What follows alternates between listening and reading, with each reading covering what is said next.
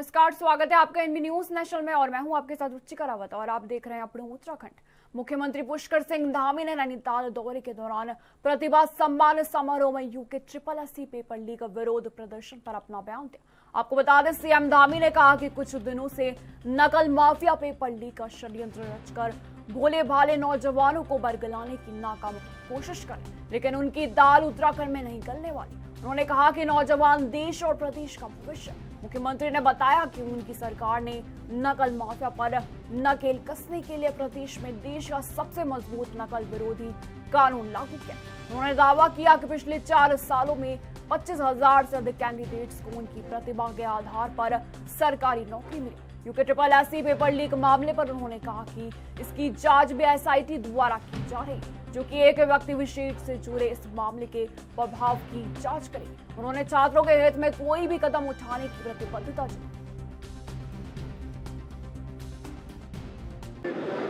हम लोग शुरू से सारी परीक्षाएं पारदर्शिता से हों, नकल विहीन हों और योग्यता, क्षमता और प्रतिभावान छात्र छात्राओं को, गरीब माता पिता के बेटे बेटियों को उनकी योग्यता और क्षमता के आधार पर उनका चयन हो, ये हमारा संकल्प है। और 4 जुलाई 2021 को मैंने राज्य के मुख्य सेवक के रूप में काम करना प्रारंभ किया। तब से लेकर अब तक 25,000 से अधिक नियुक्तियाँ बिना किसी नकल के पारदर्शिता के साथ संपन्न हुई है।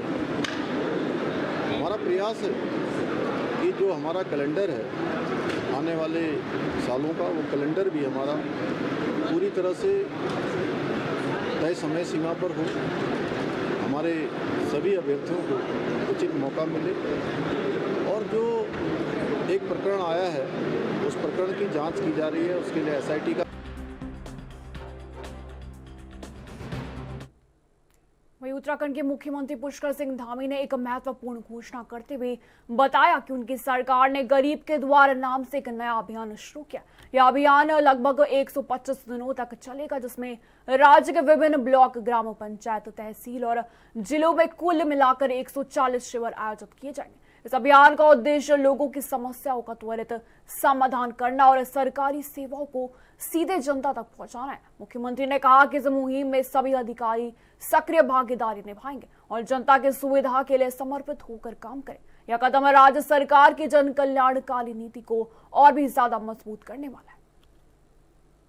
बहुत अच्छा अभियान प्रारंभ हो रहा है और इस अभियान के माध्यम से उत्तराखंड सरकार चली गरीब के द्वार 125 दिनों तक ये अभियान चलेगा। 240 लगभग शिविरों का आयोजन किया जाएगा, जिसमें ब्लॉक, ग्राम सभाएं, पंचायत, तहसील और जिले की समस्याओं का समाधान भी जिला स्तर के अधिकारी, हर स्तर के अधिकारी इसमें भाग लेंगे। और जो लोग अपने घरों से दूर जाकर अपनी समस्याओं के समाधान के लिए प्रयास करते हैं, प्रयत्न करते हैं, उनको दूर जाने की आवश्यकता नहीं पड़ेगी। उनके गांव के पास, घर के पास, उनके अपने स्थान के पास ही ऐसे शिविरों का भी आयोजन किया जाएगा। हमारे सभी अधिकारीगण इस पूरे अभियान का हिस्सा बनेंगे और लोगों को उनकी सुविधा के लिए काम करेंगे। सरलीकरण, समाधान और निस्तारण, ये जो हमारा मंत्र रहा है, उस मंत्र को चरितार्थ करेंगे। बाबा साहब अम्बेडकर, जो हम सबके आदर्श हैं, आदरणीय प्रधानमंत्री मोदी जी के नेतृत्व में उनकी सोच के अनुसार आज देश के हर वर्ग के उत्थान के लिए आज योजनाएं बनाई जा रही, काम किया जा रहा है राज्य के अंदर। वहीं भाजपा प्रदेश पार्टी मुख्यालय में आयोजित एक कार्यक्रम में मुख्यमंत्री ने आत्मनिर्भर भारत अभियान का प्रदेश में आगाज किया। इस अवसर पर उन्होंने अभियान का लोगो और स्लोगन हर घर स्वदेशी, घर घर स्वदेशी को लॉन्च किया। मीडिया से बातचीत करते हुए उन्होंने इस अभियान को विकसित भारत निर्माण में महत्वपूर्ण बताया। मुख्यमंत्री ने कहा कि स्वदेशी केवल एक नारा नहीं, बल्कि आत्मनिर्भर और विकसित भारत की नींव है। उन्होंने इसे प्राचीन सनातन संस्कृति की जीवन पद्धति बताते हुए कहा कि स्वदेशी का संकल्प हमारे किसानों, कारीगरों, छोटे व्यापारियों और उद्यमों के प्रति सम्मान है। उन्होंने जोर दिया कि स्वदेशी अपनाकर हम न केवल अपनी मातृभूमि के प्रति प्रेम दर्शाते हैं, बल्कि देश की अर्थव्यवस्था को भी मजबूती प्रदान करते हैं।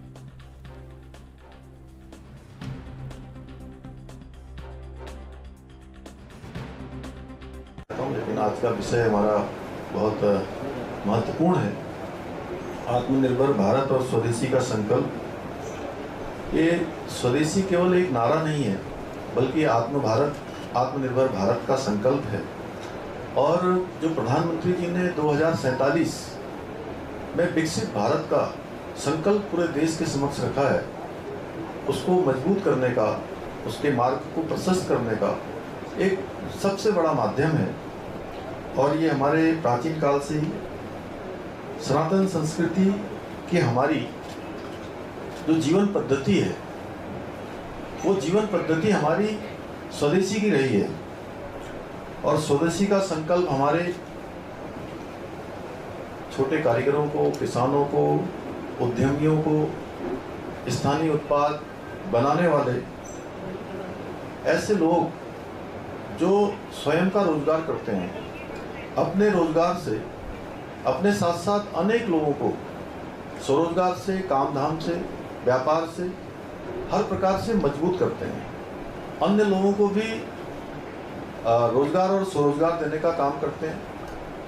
ये उनके प्रति भी हमारा बहुत बड़ा सम्मान है। यदि हम स्वदेशी को अपनी आदतों में, अपनी दिनचर्या में अपना।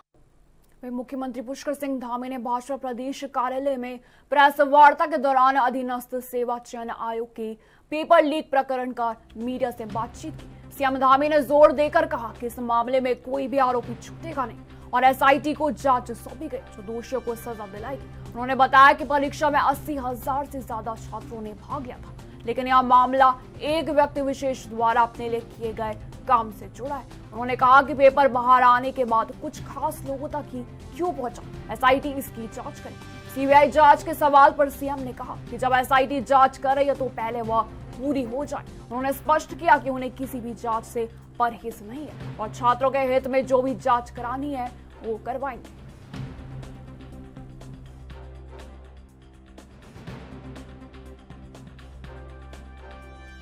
दिक्कत नहीं, मैं घंटों बोल सकता हूँ। सर, छात्र सीबीआई जांच की मांग कर रहे हैं। पूर्व सीएम त्रिवेंद्र सिंह रावत ने भी उनका समर्थन किया है। देखिए, जब एसआईटी की एक जांच चल रही है और हमें किसी भी जांच से कोई परहेज नहीं है। छात्रों के हित में हमें जो भी जांच करवानी पड़ेगी हम कर देंगे। अगर छात्र सीबीआई चाहेंगे तो छात्रों के लिए हम सीबीआई भी कर देंगे। लेकिन अगर एसआईटी जांच कर रही है, सीबीआई में जाने से पहले एसआईटी भी जांच कर रही है, तो राज्य की एजेंसी जांच कर रही है, वहां से भी यही पूछा जाता है कि भाई वो पूछें उन्होंने कितना काम किया है, कितना नहीं किया है। हमको किसी जांच से, छात्रों के हित में हमें किसी भी जांच से आपत्ति नहीं है। हम सब जांच करवाने के लिए तैयार हैं, जो जिसमें छात्रों का हित होने वाला है, छात्रों को जिसमें निष्पक्षता सुनिश्चित होने वाली है। हमने पहले भी यही किया, हम आगे भी यही करेंगे।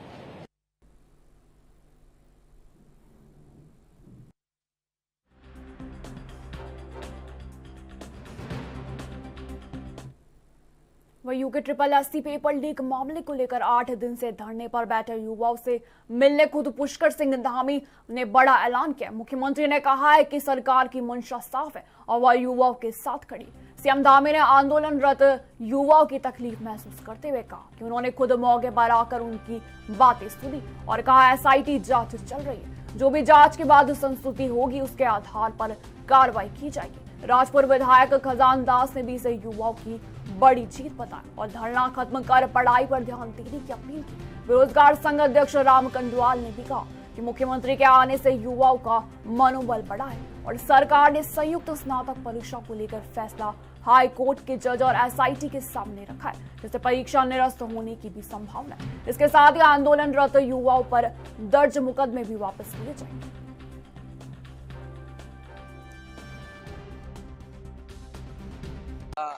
देखिए, मैं माननीय मुख्यमंत्री जी का दिल की गहराई से बहुत बहुत धन्यवाद ज्ञापित करना चाहूंगा कि मुख्यमंत्री जी ने युवाओं की आवाज को सुनकर के, और क्योंकि युवा मुख्यमंत्री है इसलिए युवाओं की आवाज सुनकर के धरना स्थल पर आए।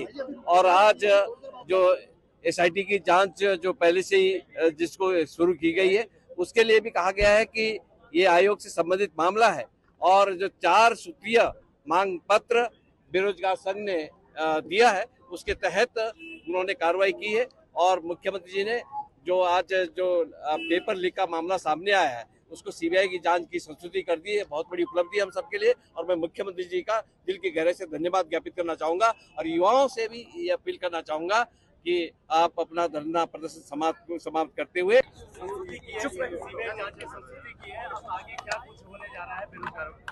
देखिए, उत्तराखंड बेरोजगार संघ ने अभी 4 मांगे रखी थी।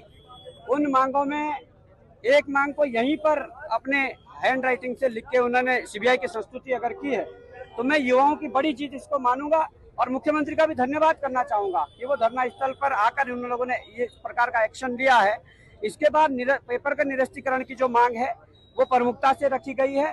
सीएम साहब का ये कहना है कि एसआईटी या जो हेड है उसके एसआईटी के यूसी ध्यानी जी, उनके द्वारा जो आयोग को लिखित में रूप में भेजा जाएगा कि इस परीक्षा में नकल रोधी कानून के अंदर जो 5वां क्लॉज है उसका उल्लंघन हुआ है, उसके तहत ये परीक्षा लीक है और इस परीक्षा को निरस्त किया जाना चाहिए। ये जैसे ही लिख के भेजते हैं मुझे लगता है कि आयोग। देखिए, बहुत अच्छा लगा कि प्रदेश के मुख्यमंत्री यहाँ पर आए, उन्होंने युवा की पीड़ा को समझा और सबसे बड़ी बात हुई है कि युवा और अभिभावक जो एक तरह से ये चाहते थे कि इस परीक्षा को जो है, इस परीक्षा की सीबीआई जांच होनी चाहिए, वो आज मुख्यमंत्री जी ने यहाँ पर जो है उसका संज्ञान लेकर उसकी संस्तुति जो है बेरोजगार संघ के लेटर पर दे दी है। तो इसका मतलब है प्रदेश में सीबीआई आ रही है। और दूसरी चीज ये है कि जो संयुक्त स्नातक स्तरीय परीक्षा थी उसको लेकर हमने ये कहा था कि इसको आप तत्काल निरस्त किया जाए। तो मुख्यमंत्री जी ने उसमें ये कहा है कि अब ये जो परीक्षा ये सरकार के दायरे से हटकर अब ये एक तरह से हाईकोर्ट के जो जज हैं ध्यानी जी, उनके समक्ष ये रखा गया है और साथ ही एसआईटी इनके समक्ष ये रखा गया है। दोनों जगह में से जो भी अगर ऐसा लिख देगा कि इस परीक्षा को निरस्त करना चाहिए, इसकी गोपनीयता भंग हो चुकी है, तो उसके बाद इसका निर्णय अगले वक्त हो गया एक छोटे से ब्रेक का। फौरन लौट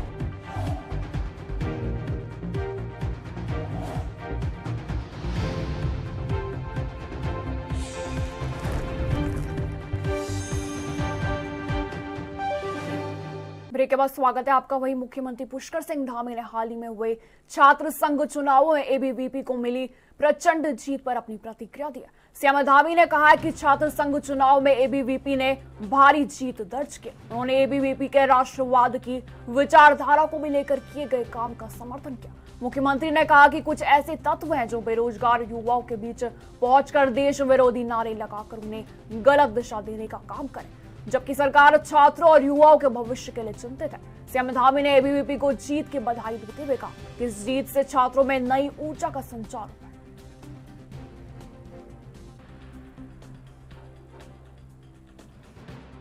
बड़ा उत्साह का माहौल भी था और पूरे राज्य के अंदर अखिल भारतीय विद्यार्थी परिषद को भारी जीत मिली है। और ये कहीं न कहीं जिस विचार को लेकर अखिल भारतीय विद्यार्थी परिषद राष्ट्रवाद की विचारधारा को लेकर, राष्ट्र के नवनिर्माण और पुनर्निर्माण के संकल्प को लेकर, इन सभी अभियानों को लेकर छात्र और शिक्षक दोनों एक परिवार हैं, इस भाव को लेकर काम करती है तो बड़ी मात्रा में उनको जीत मिली है। और देश के अंदर जो अनेक अभियान चलते हैं उसमें प्रमुख रूप से विद्यार्थी परिषद भी सक्रिय रूप से सब अभियानों में भाग लेती है।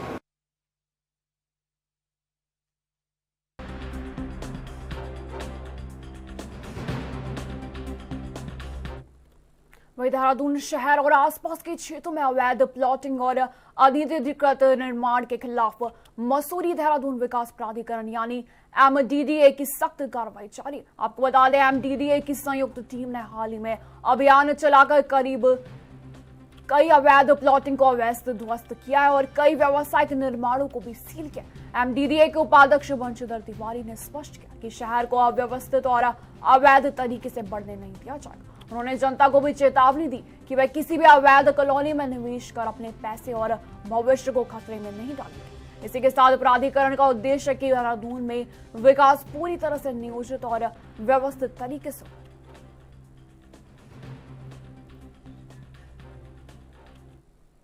ऋषिकेश के 4 धाम ट्रांजिट कैंप में सेवा पखवाड़ा 2025 के तहत प्रधानमंत्री नरेंद्र मोदी के संपूर्ण जीवन त्याग और समर्पण जन कल्याणकारी कार्यों पर आधारित विशेष प्रदर्शनी का आयोजन किया गया। आपको बता दें, भाजपा के वरिष्ठ नेता और बूथ अध्यक्ष राम सिंह पवार ने फीता काटकर इस कार्यक्रम का शुभारंभ किया। जिलाध्यक्ष राजेंद्र तड़ियाल ने भी कहा कि प्रधानमंत्री मोदी का जीवन और उनकी आदर्श हर नागरिक के लिए प्रेरणा का स्रोत है। उन्होंने कहा कि प्रधानमंत्री की योजनाएं समाज के हर वर्ग तक लाभ पहुंचाती हैं और युवाओं के उनके नेतृत्व से सीख लेकर समाज सेवा में दिशा में आगे बढ़ना चाहिए। मेयर शंभू पासवान ने भी इस प्रदर्शनी को एक अनूठा अवसर बताया, जो नागरिकों और युवाओं को प्रधानमंत्री के व्यक्तित्व और उनके कार्यों को बेहतर समझने में मदद करेगी। यह प्रदर्शनी 2 अक्टूबर तक लोगों के लिए खुली रहेगी।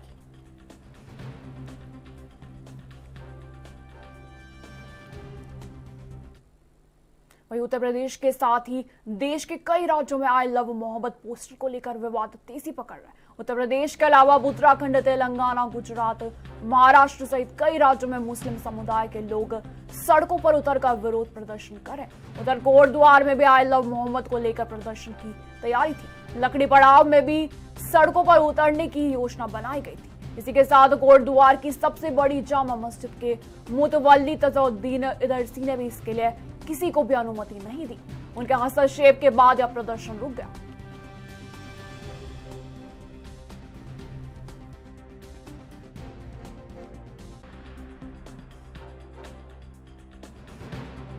आई लव मोहम्मद का जो जुलूस निकाले जा रहे हैं, इसमें कुछ लोगों ने सोशल मीडिया को देख करके यहाँ पे बात रखी थी। उसमें हमारे कोटद्वार के जो बुद्धिजीवी लोग मुस्लिम समाज से हैं वो बैठने के बाद सबको समझा दिया गया कि हमारा शहर जो है बहुत शांति प्रिय शहर है और इस शहर में ना तो अभी तक कोई इस तरह के जुलूस निकले हैं और ना ही आगे की कोई नई परंपरा शुरू।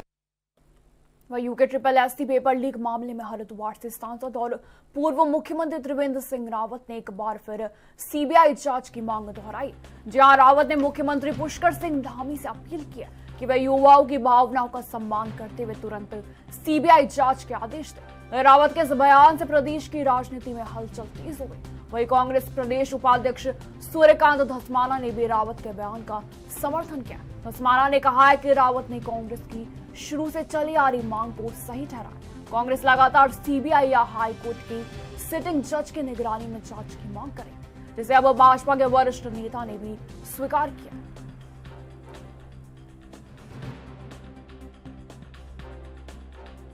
सीबीआई जांच होती है तो कोई बुराई नहीं है। मुझे तो लगता है कि मुख्यमंत्री जी को इन सब बालकों को आश्वासन देना चाहिए कि हम सीबीआई जांच इसमें कराएंगे।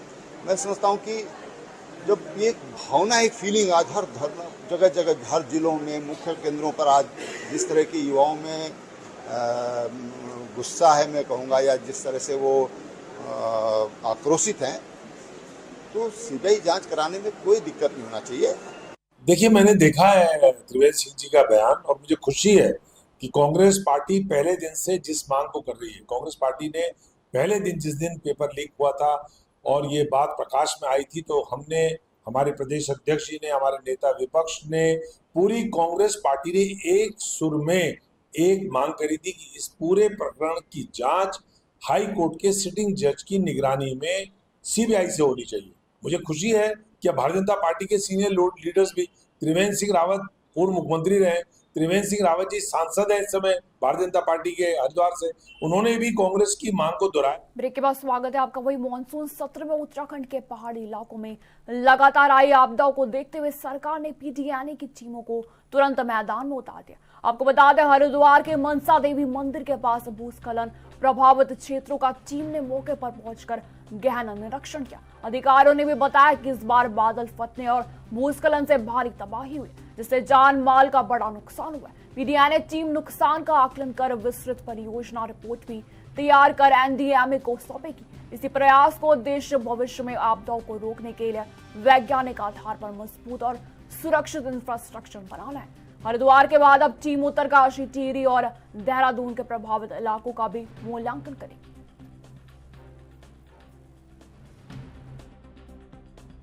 देखिए, उत्तराखंड जो प्रदेश है, इसमें आपको पता ही है कि बहुत ये जो डिजास्टर्स हुए थे, क्लाउड बर्स्ट, डेब्रिस फ्लो वगैरह, तो इसके कारण काफ़ी जानमाल का नुकसान हुआ था।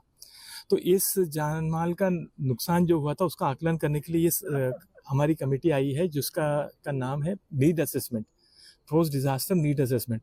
तो हम जो भी नुकसान हुआ उसका मूल्यांकन करके अब उसको कैसे रोका जा सकता है, तो उसके लिए जो तकनीक लगानी है स्ट्रेंथनिंग की, वो उसके ऊपर असेसमेंट कर रहे हैं और उसकी पूरा DPR बनाकर हम इसकी रिपोर्ट NDMA को दी जाएगी। और ये अभी हमने यहाँ पे अभी हम हरिद्वार जिले में हैं, इसकी तरह से हमने हर जिले उत्तरकाशी और टिहरी, देहरादून ये जिले किए हैं और बाकी के भी जिले कंप्लीट करके ये दे देंगे, ताकि बेसिकली हमारा जो पर्पस है कि जो हमें जो भी अब रिकवरी जो है, रिकवरी फेज में हमको क्या इंफ्रास्ट्रक्चर की जरूरत है उसका आकलन किया जाएगा। जो भी हम इंफ्रास्ट्रक्चर देंगे वो साइंटिफिकली प्रूवन टेक्नोलॉजी से इम्प्लीमेंट करेंगे और वो बिल्ड बैक बेटर के प्रिंसिपल से किया जाएगा, ताकि भविष्य में कोई भी इस तरह से कोई आपदा आती है तो उसमें हमारा कोई जान माल का या तो बिजनेस लॉस का जो होता है नुकसान वो ना हो। मतलब रोबस्ट वे में ये जो भी टेक्निक है लगाने के लिए, जैसा लैंडस्लाइड है तो उसको रोकने के लिए रूट कॉज आइडेंटिफाई करके किया जाएगा। सर, यहाँ पे जो लैंडस्लाइड के लिए इससे पहले भी कई भूवैज्ञानिकों के निरीक्षण हो चुके हैं, सर्वे हो चुके हैं। आज जो मनसा देवी का जो हमने यहाँ पे लैंडस्लाइड जोन का सर्वे किया है, हमारी एक्सपर्ट टीम जो है जो भारत सरकार से और स्टेट गवर्नमेंट से आई है, तो ये PDNA के तहत हुआ, पोस्ट डिजास्टर नीड असेसमेंट। तो इसको पूरा एक समग्र डेवलपमेंट के ओर से इसको देखा जा रहा है कि लॉन्ग टर्म पर्सपेक्टिव में जो है, ताकि यहाँ पे आगे भविष्य में कभी भूस्खलन ना हो और उससे कोई नुकसान ना हो। तो उसको देखते जो बिल्ड बैक बेटर जो स्ट्रेटेजी है कि कैसे पहले से भी बेहतर हो जो ये हमारा ये पूरा एरिया है, तो उसके तहत जो ये सर्वे किया जा रहा है। और जो पहले हमारा जो सर्वेक्षण हुआ है उसमें ऑलरेडी जो है प्रक्रिया चल रही है। जो शॉर्ट टर्म मेजर है उसमें सिंचाई विभाग जो है अभी काम कर रहा है, और जो लॉन्ग टर्म के लिए है उसके लिए भी जो है शासन में कार्रवाई हो रही है। फिलहाल मेरे साथ इस बुलेटिन में इतना ही। दीजिए जाने की इजाजत। नमस्कार।